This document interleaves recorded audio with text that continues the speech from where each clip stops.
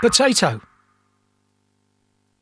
Coming up, why a crematorium failed to provide grieving families with their children's ashes. That's next.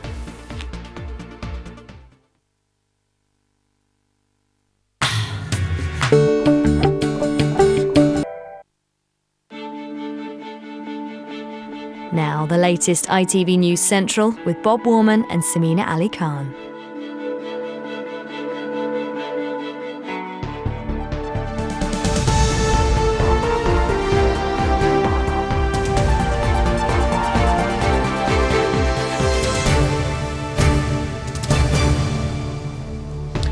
Welcome to ITV News Central. On our programme tonight, an inquiry into why the ashes of cremated babies weren't returned to families in Shrewsbury. Angry parents push for another apology. The feeling is almost like her being kidnapped. I'll never know where she is. 80 years old, but it could be all change for the dreaded driving test. And, dear oh dear, this sums it up. Villa's FA Cup dreams are dashed in a 4-0 defeat. We ask why it went so horribly wrong.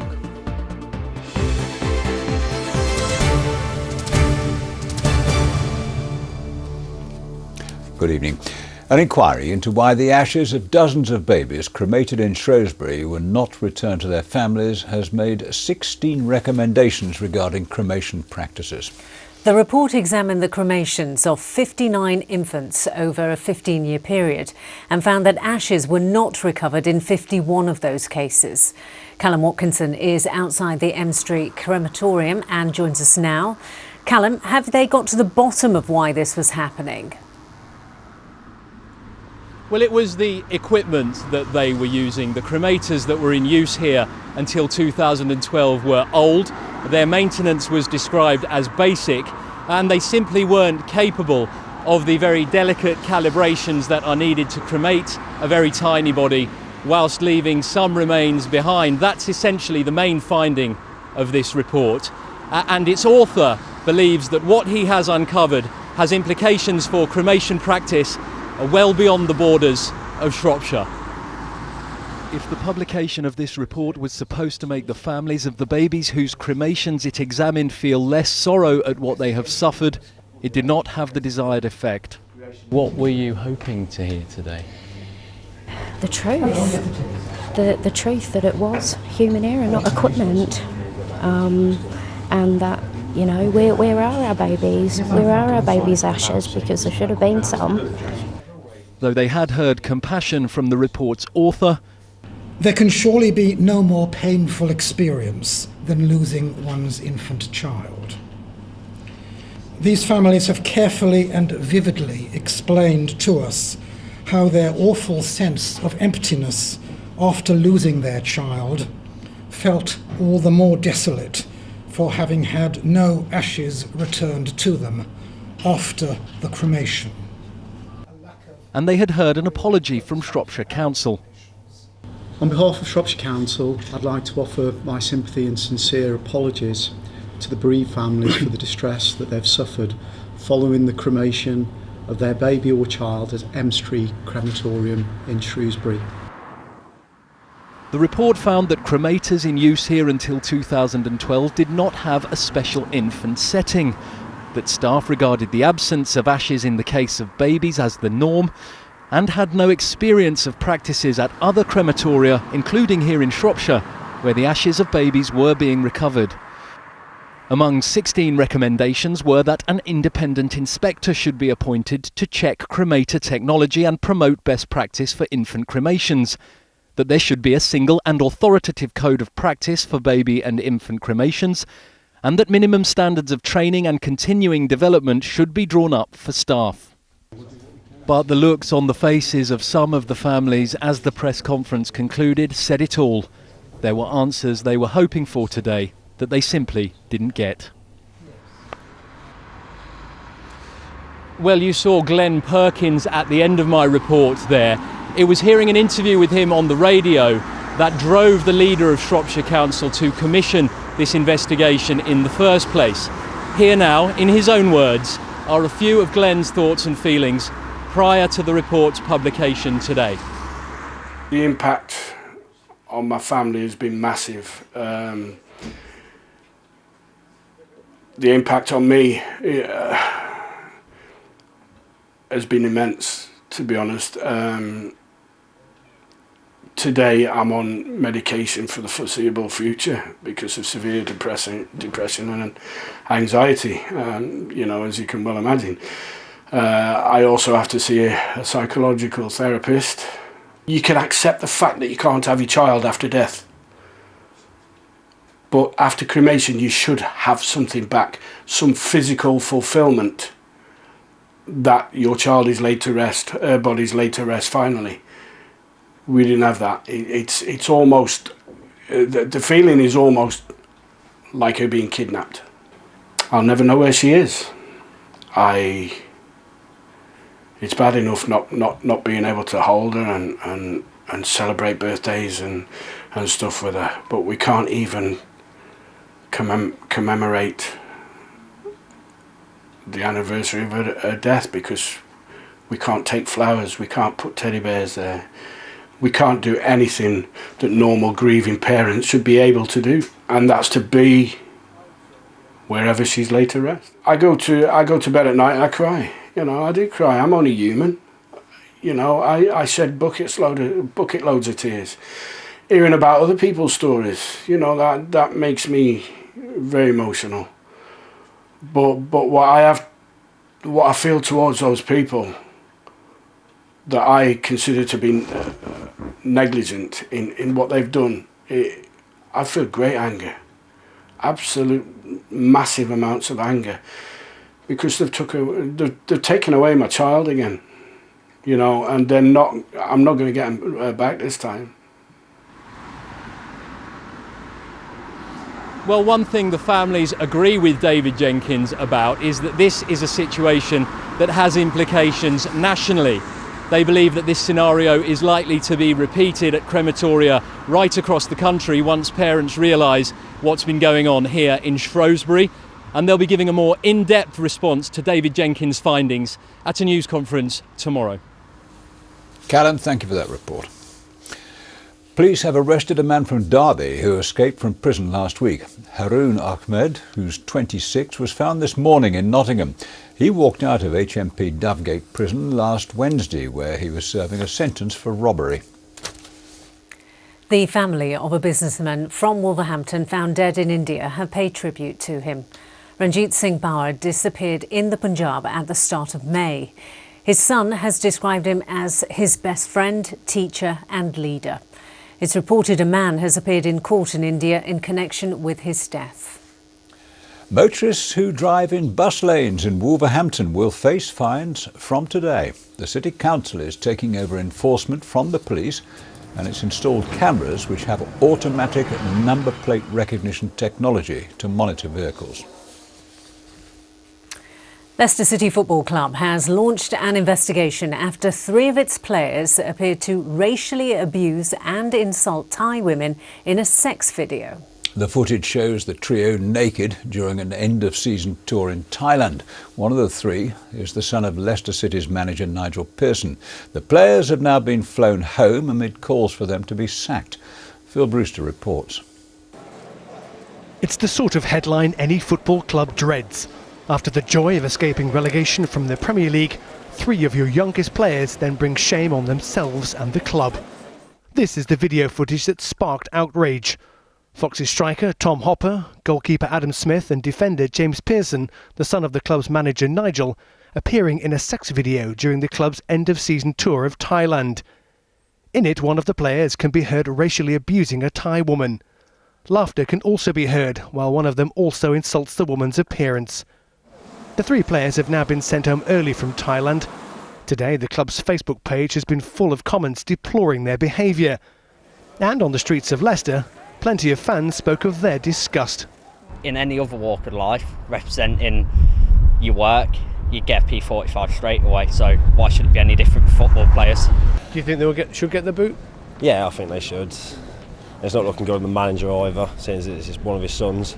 People tend to look at you as some sort of a role model, so if you behave that way, I don't think it's good.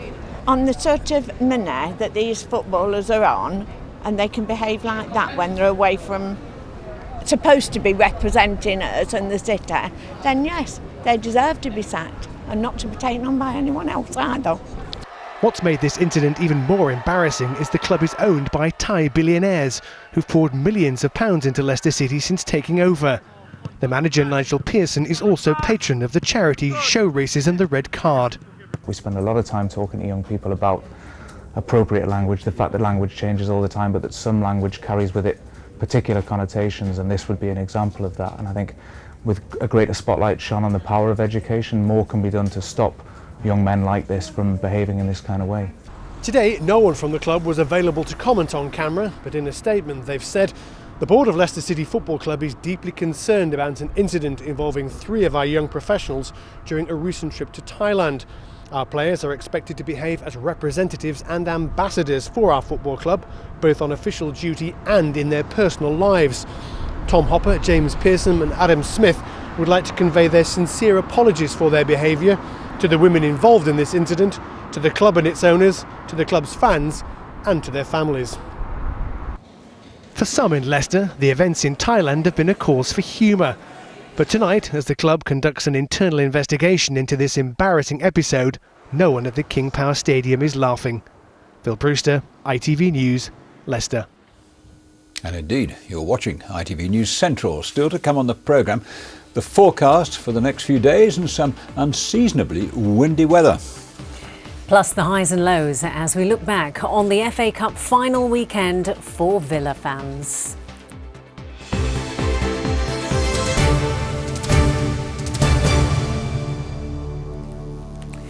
The Midlands should get more power and become an engine for the UK economy. Well, that's according to the Chancellor of the Exchequer, George Osborne. He embarked on a tour of the region today, and as well as boasting about government investment in local roads and railways, he challenged Midlands politicians to come to him with plans for devolution. Our correspondent, Gareth Owen, went with him. Now the election's over, we thought we'd seen the last of politicians in high-vis jackets. We thought wrong. Today, George Osborne toured Midlands businesses, telling us how the region should be an engine for the country's economy. For too long, the Midlands was overlooked by successive governments in London, and I'm here to tell you not anymore. We're going to attract the jobs, make the investments, bring the prosperity here. And the way he wants to do this is by developing more enterprise zones like this one just off the Aston Expressway. They're building a new high-tech office block here, and the plan is to roll out more zones in places like Walsall, Wolverhampton and Dudley. Not only that, this enterprise zone in Birmingham will be expanded to include the whole area around the proposed HS2 depot on Curzon Street. But it doesn't stop there. The Chancellor also wants Midlands politicians to have more power, more control over taxpayers' money. So, as part of his tour, today he met with council leaders, Midlands MPs, even Lord Heseltine. But has the Midlands been something of an afterthought? This morning you spoke about the Midlands having been, to a degree, left behind by successive governments. It's still kind of happening though, isn't it? Because the devolution offer to Manchester is so far advanced. Is there a danger that we're not going to ever really be able to catch up with the North West? Well, the Midlands has been neglected by previous governments, and I'm here just within weeks of the last election to say it's not going to be neglected under this government. We want the Midlands to be an engine of growth. I'd like to see a real devolution of decisions to the Midlands, and how far we go on that is not for me to decide, it's for local people to decide, but I want to go to the max. I'd love there to be the kind of arrangements you see in London or indeed in Manchester.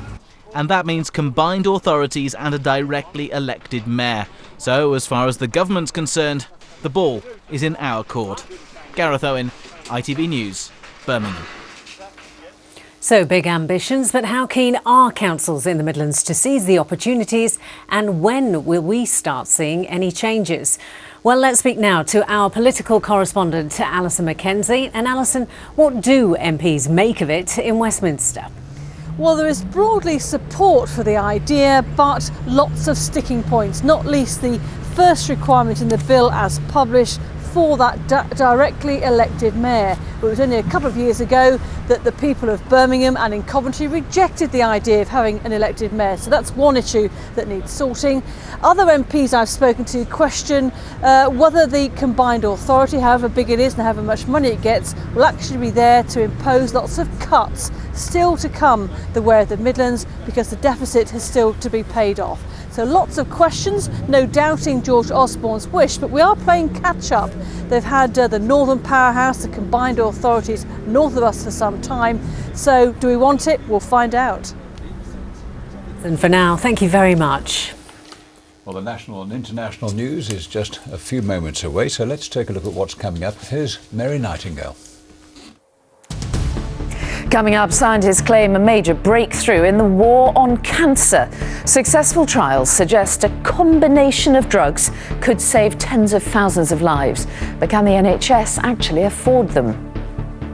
The fury and grief of the parents whose soldier son died on an SAS selection march. And the weight of true love, why the Parisian authorities have put a stop to romance on this bridge. Join Alistair Stewart and me for that and more at 6:30. Well, now though, Steve is with us for the sport. And Steve, we were kind of hoping to be celebrating an FA Cup victory, really, I weren't think we? high hopes is what we all had, isn't it? But this time the underdogs couldn't cause the cup shock so many in the Midlands desperately wanted.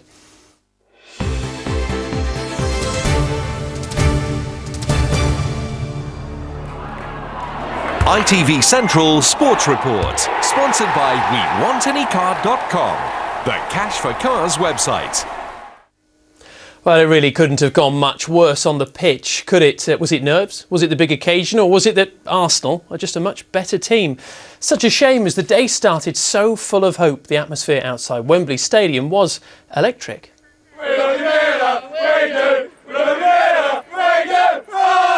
All the fans were in good spirits. Despite the late kick-off, there didn't seem to be any problems with alcohol. Everyone was just there to enjoy themselves.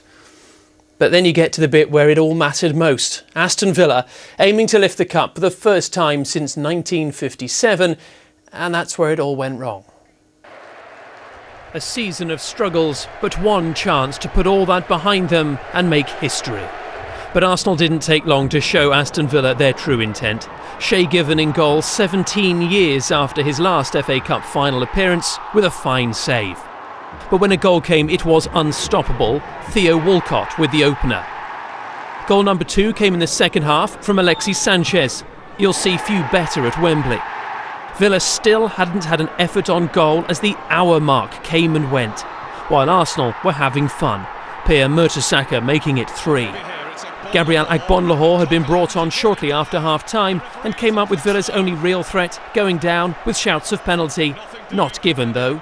His response echoed by many across the Midlands. When Olivier Giroud made it 4-0 late on, Villa's defence looked exhausted, or had they just given up? The fans had seen enough. Awful. I can't even believe how bad it was. I feel like gutted because I expected more. I expected at least to score one goal. I played abysmal. And I think we were let down today, and I really mean that. Well, we're very disappointed. No shots really to speak of. We're heading for the beach now, which is where we think they are already. So just disappointed because it was supposed to be a great day. We have had a great day. Shame about the football. So unhappy fans and an equally unhappy manager. After Tim Sherwood had collected his loser's medal, I spoke to him and he made it clear that he'd seen enough of a number of those who'd been on the pitch. Tim, is it a reminder of the work that is going to need to be done in the summer? Yeah, absolutely. But I don't think we needed this result to remind me of that. I think it was quite obvious anyway. You know, the team's scraped relegation for the last 4 seasons is not good enough for a team like Aston Villa. So we need to improve. We need to add to the squad, but not only that, the group of players in there need to get better. Some of the boys have already been told that they won't be here next year, or they can go and find other clubs. So strong words from the fans and Sherwood at Wembley. Of course, it was no better for supporters watching back in the Midlands. We saw the reactions of those who were watching at the 3 Tons Hotel in Sutton Coldfield. The initial smiles soon turned to disbelief, and then for some, well, quite a bit of shock and even upset as the reality of that defeat set in. Well, they didn't look happy at all, did they? No, what you can a dismal understand day. why. It was pretty poor. Strangely, it wasn't all bad, really. It wasn't on the pitch. OK, Arsenal just didn't let Villa get near the ball, and Tim Sherwood's side didn't seem to have any way of changing that. But there were some lovely moments away from the actual match. Like this, goal hero from the last time Villa won the Cup in '57, Peter McParlin taking time out to meet lifelong Villa fan John Flanner. Peter has always been John's hero, so it was very touching. John lost his eyesight a few years after that last Cup win and joked about how good he thought Peter still looked, but clearly there was a huge respect between the two.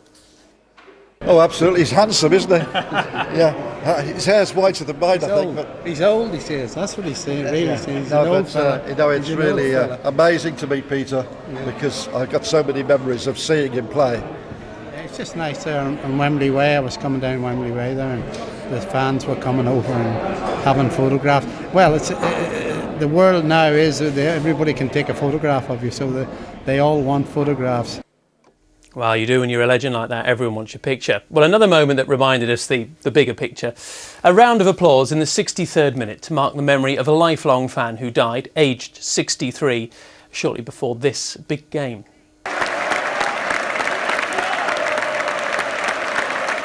We featured the family of Graham Hassel last week when they asked fellow fans to join in with their tribute, and they were pleased that so many helped remember the father and grandfather. We may have lost on the pitch, but we had our own little victory in the 63rd minute.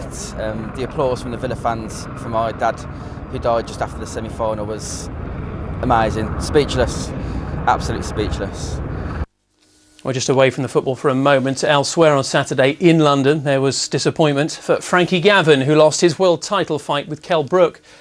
It was the former amateur champion Gavin's first shot at the welterweight world title, but the Birmingham boxer already threatened the holder Brook, and the fight was stopped in the 6th round with Gavin on the ropes.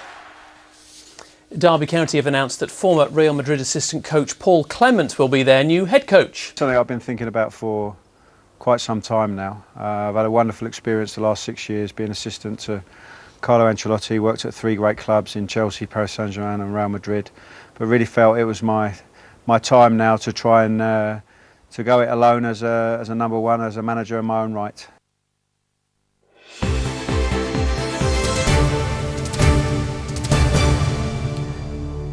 Having just missed out on promotion twice under Steve McLaren, Paul Clement will be expected to go one further with Derby. He's used to pressure though, because just a few years ago he was still a PE teacher. I know, yeah, so well, good luck to him. Just back to the football, just for a moment, because you have lived, breathed, ate, slept it, haven't you, while it's been happening. What was your memory of this weekend, Steve, obviously, apart from the defeat? Well, I think what happened with me, and I wonder if this is a little bit what happened with the Villa players, I had spent so long researching, writing, producing pieces about this cup final, getting really involved and really excited. When I got to Wembley, I can't tell you the butterflies I had. I almost felt like I was a player, and I wonder if they froze a little bit, because for Villa this was massive. Let's face it, Arsenal are at Wembley quite often. Yeah. Money talks though. You're talking about a £38 million team up against a £200 million team. Exactly. They maybe need to spend a bit more in the summer. Yeah. Oh well, there's always next year, hey? Steve, thank you very much.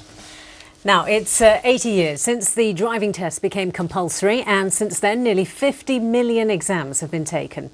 According to latest figures in the West Midlands, South Yardley in Birmingham is the hardest place to pass your test, while Whitchurch in Shropshire is the easiest. I didn't know that. Anyway, the driving test still has some of its original elements, such as turning in the road or reversing, but it's also seen significant changes, of course, and as David Wood reports, with more cars on the road than in 1935, some are calling for changes to the assessments.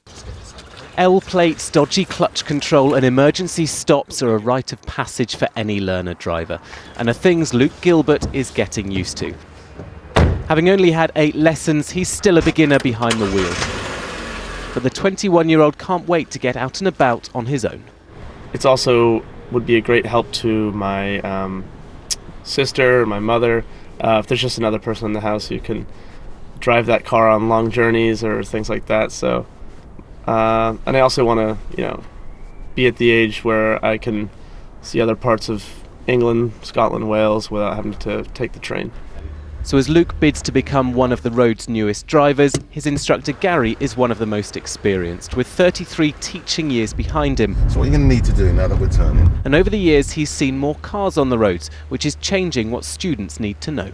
There's a great emphasis now on drivers really blending in. Whereas 30 years ago, because it was quiet, you know, essentially it was all about how you managed the car itself, the control itself, not so much how you blended in with people. With the drivers being so much more aggressive now, you've really got to be, you know, really quite streetwise. Some people are always in a hurry. They forget that such driving is dangerous to others as well as themselves. Before 1935, tests weren't compulsory, and public information videos provided the information new drivers needed. The first test cost the equivalent of 37 pence, and since then 46 million have been taken. But insurers say the current scheme isn't up to scratch. 40% of young drivers will have an accident within the first 6 months of passing their driving test. We need to make sure that there are limits put on young people in the first 6 months after they drive. Although no changes are planned to the test yet, the Driving Standards Agency is carrying out research into how it could better reflect real driving life, but says any changes would be subject to full public consultation. For Luke, though, his only focus is getting rid of the L plates before the summer. David Wood, ITV News. And the Driving Standards Agency has revealed that a man from Stoke-on-Trent has taken a record 37 attempts to pass his practical driving test. The 40-year-old spent almost £2,300 trying to get his licence. He's determined, isn't he? And if you go to our website, you can discover even more good places in the Midlands to take your test. The details are at itv.com/central. Now, just a bit of news for you in entertainment. Last night was a disappointing one for the Neil family from Solihull in ITV's Britain's Got Talent.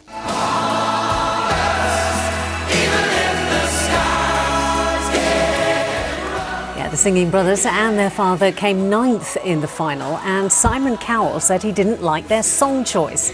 The family, though, say they were happy that they'd made their dream come true by singing together. All beaten by a dog. 'Twas ever thus. Right, let's have a look at the weather forecast now. Here's James Wright.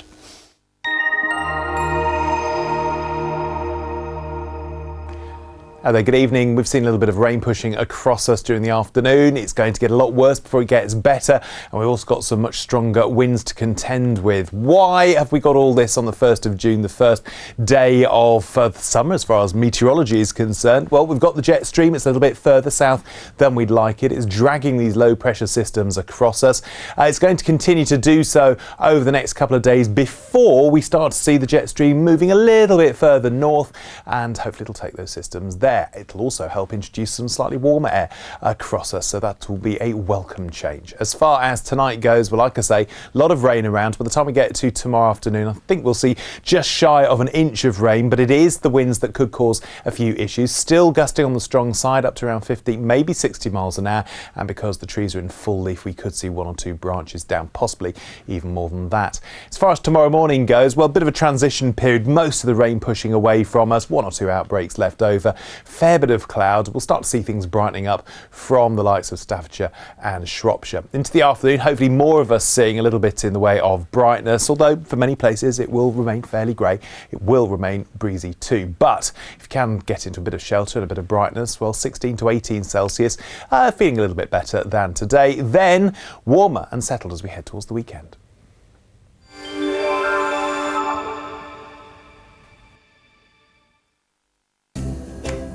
How are you today? Lloyd's Pharmacy, proud sponsors of the Pollen Count. Bit of good news if you suffer from hay fever, because we're expecting low levels for the next couple of hours during the evening peak, and because the grass season is still to get into gear, it should be fairly low on Tuesday and Wednesday too. Bye-bye.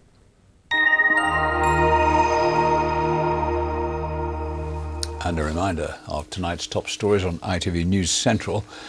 An inquiry into why the ashes of dozens of babies cremated in Shrewsbury were not returned to their families has made 16 recommendations regarding cremation practices. The report examined the cremations of 59 infants over a 15-year period and found that ashes were not recovered in 51 of those cases. And the Chancellor George Osborne toured the Midlands today, saying the region should get more power and become an engine for the UK economy. He also challenged Midlands politicians, saying they should come up with plans for devolution. That's it from us. Join us at the usual time tomorrow. From Sam and me, good night. Bye-bye.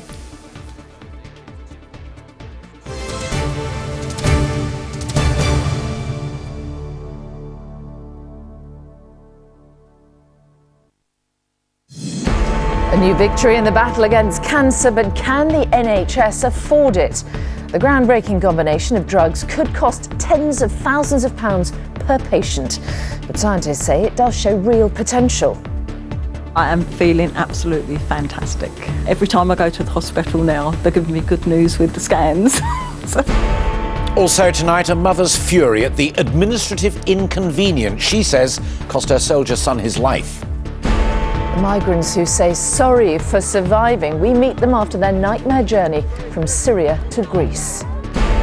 And what's love got to do with it? Paris calls a halt to a romantic gesture on this famous bridge.